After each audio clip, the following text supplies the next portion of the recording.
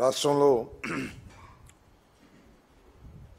Pulivendula ZPTC అదేవిధంగా ఒంటిమెట్ట జెడ్పీటీసీలకు ఈరోజు ఉదయం 7 గంటల నుంచి పోలింగ్ ప్రారంభమైంది. బహుశా రాష్ట్ర చరిత్రలో ఎప్పుడూ జరగనంత ఘోరంగా, ఏ ఎన్నిక జరగనంత ఘోరంగా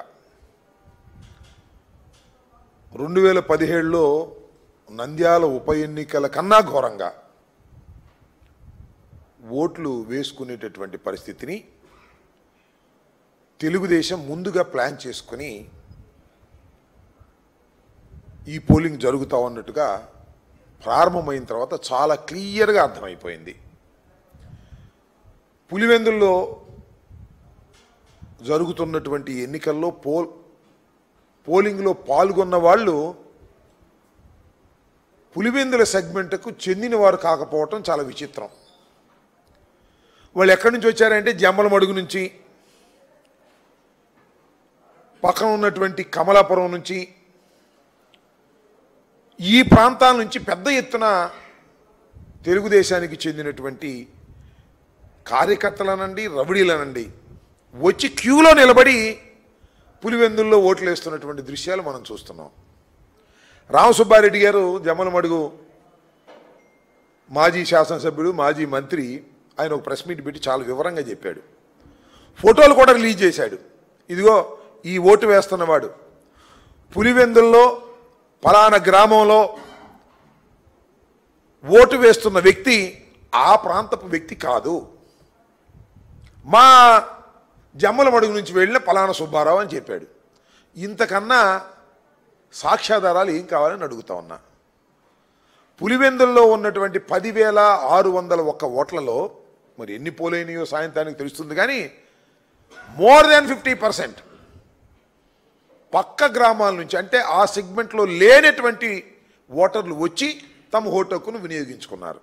అంటే పులివెందుల సెగ్మెంట్లో ఉన్నటువంటి వారు ఓటు హక్కుని వినియోగించుకోలేకపోయారు. ఇది జరుగుతున్నటువంటి విధానం. దీనికి ప్రధానమైన కారణం ఏంటంటే పోలీసు యంత్రాంగం. పోలీసు యంత్రాంగం ఏం చేస్తున్నారంటే వైసీపీకి సంబంధించినటువంటి నాయకులు ఎవరిని కూడా బూతుల దగ్గరికి వెళ్ళకోకుండా చేసేటటువంటి కార్యక్రమం, ఇంక్లూడింగ్ జెడ్పీటీసీగా పోటీ చేస్తున్నటువంటి పులివెందుల అభ్యర్థిని కూడా తిరిగే ప్రశ్న లేదు. ఒక విచిత్రమైన విషయం ఏంటంటే పొద్దున మా పార్లమెంటు సభ్యులు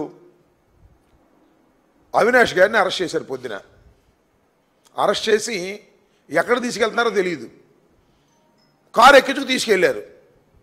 తిప్పే కార్యక్రమం అంతా చేశారు.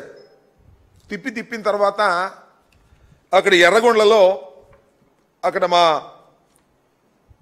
సుధీర్ రెడ్డి గారు మాజీ ఎమ్మెల్యే గారి కంట పడింది. ఏందండి అన్యాయం, ఎక్కడికి తీసుకువెళ్తారు కారులో మీరు, ఆయనకి సర్వైకల్ స్పాండిలోసిస్ ఉంది, దానికోసం మీరు కారులో తిప్పుతూ ఉంటే ఆరోగ్యం దెబ్బతిండిద్దని అడ్డగిస్తే అక్కడి నుంచి ఆయన ఇంటికి తీసుకెళ్ళారు. ఆయన ఇంటికాడ కూర్చోబెట్టారు. మళ్ళీ తర్వాత వదిలేశారు.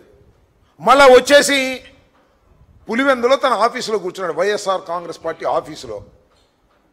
ఇందులో మన గురువు గారు వెళ్ళాడు.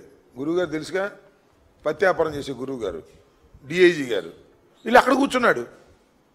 ఇక్కడేమో ఘోరంగా పక్క నియోజకవర్గాల నుంచి ఓటర్లు కాని వారు వచ్చి ఓట్లు వేస్తుంటే వారి గురించి పట్టించుకోకుండా అవినాష్ రెడ్డి గారి దగ్గరికి వెళ్ళి కూర్చున్నాడు. సాయం దాకా కూర్చుంటా అంటే అక్కడ ఎందుకో మరి దేనికోసం కూర్చుంటాడో నాకు అర్థం కాల. 2 సెగ్మెంట్స్లోనూ ఆయన పరిధిలో ఉన్నటువంటి 2 సెగ్మెంట్స్లోనూ విచ్చలవిడిగా దొంగ ఓట్లు వేస్తున్నారు. పోలీసులందరికీ చెప్పేసినట్టున్నాడు కవై నుంచి కింద దాకా. ఇవాళ వరకు మీరు కాకి దుస్తులు వేసుకున్నామని మర్చిపోండి, ఇవాళ తెలుగుదేశం దుస్తులు వేసుకున్నట్టుగా గుర్తుపెట్టుకోండి.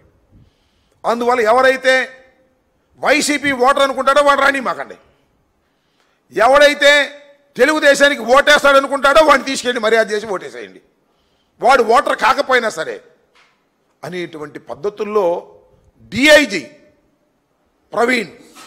కోయా ప్రవీణ్ గారు తెలుగుదేశం పార్టీ ఏజెంటుగా, తెలుగుదేశం పార్టీ కార్యకర్తగా ఎన్నిక జరిపే కార్యక్రమం చేస్తున్నారంటే ఇంతకన్నా సిగ్గుచేటు ఈ ప్రజాస్వామ్యంలో ఏమైనా ఉందా?